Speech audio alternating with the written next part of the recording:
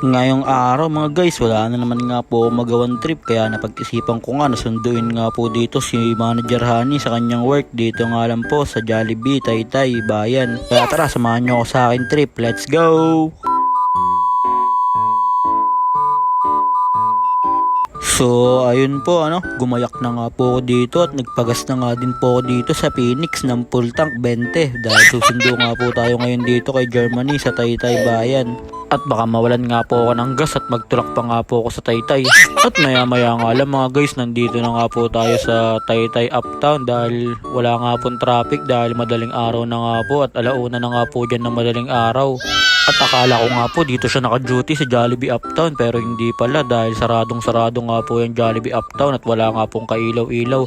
Kaya dumiretso na nga lang ako dito sa Jollibee Bayan dahil baka dun nga po siya naka-duty dahil di nga po niya alam na susunduin ko nga po siya ngayon.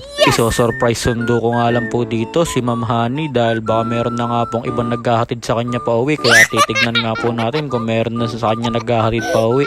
At maya maya nga lang mga guys, malapit na nga din po ako dito sa Jollibee Bayan. At nandito na nga din po tayo mga guys sa Jollibee Bayan. Talagang magugulat nga po dito si Manager Honey dahil di nga po niya alam na susunduin ko siya ngayong araw dahil ang alam niya nga po ay natutulog na nga po ako sa bahay. Pero dahil naisip ko nasahod nga po pala ngayon kaya sinundo ko na nga po siya dito para hindi na siya mag-jeep.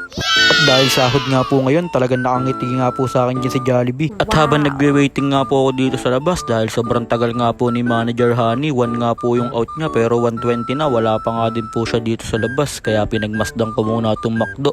At akala ko nga nandyan na yung susunduin ko kaso nga lang lumagpas si ate. Kaya pumasok na nga po ako sa loob ng Jollibee habang nagwe-waiting, naglaro nga muna ako ng NBA at sobrang tagal nga po ni Ma'am Honey, wala pa nga din po siya, anong oras na nga po. At maya maya nga lang mga guys, nakita ko na nga po dyan si Manager Honey pero hindi pa nga po niya ako nakita at palabas na nga din po siya kaya nagtago-tago muna ako dito sa mga gilid-gilid dahil baka meron nga po siyang kasama na maghahatid sa kanya pero pagkakita ko nga ay wala, mag-isa nga lang po siya, hindi pa nga po niya ako napansin dyan at ayun nakita na niya ako, nagulat nga po siya.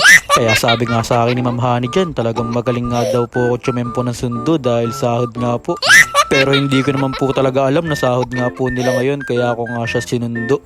Parang bigla na lang sinabi ng puso ko na sunduin ko nga si Ma'am Honey.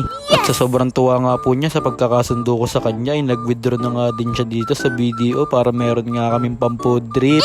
At pagkadating nga namin ng Binongonan, rumekta na nga kami dito sa Rogers, Tapsilog para umorder nga po ng mapo-food trip ngayong madaling araw. At dumating na nga din po yung in-order namin. Ayun, talagang napakasarap nga po niyan mga guys. Talagang worth it nga po yung pagkakasundo kay Ma'am Honey. Talagang budol check! Kung ganito ba naman araw-araw ang gagawin mo sa akin pag susunduin kita, talagang baka lagi ka sa akin hatid sundo. Pero joke lang, gat hindi mo nga ako kinukuha ng Raptor hindi ka nga makakatikim sa akin ng hatid sundo. Talagang napaka-pochem nitong pagkakasundo ko kay Ma'am Honey. Talagang uuwi nga po kami ng busog kaya binigyan ko na din siya ng manok at binigyan niya ako ng Shanghai, talagang swap. Binigyan pa nga niya ako ng isa pa. At binigyan nga din po niya ako dyan ng tapa. Kaya talagang parang mix and match na nga itong kinakain ko mga guys. Napaka-solid. Bukas ulit susunduin nga ulit kita Ma'am Honey. Sa iba naman tayo kakain. Charis lang. Syempre thank you Manager Honey. Talagang nabusog mo ako. Napaka-solid. Kaya yun lang mga guys. Maraming salamat nga po pala sa walang sawang pagsuporta at sa palaging panonood. Follow nyo na si Ninin Vlogs. Ingat po kayo palagi. Bye bye. Yo!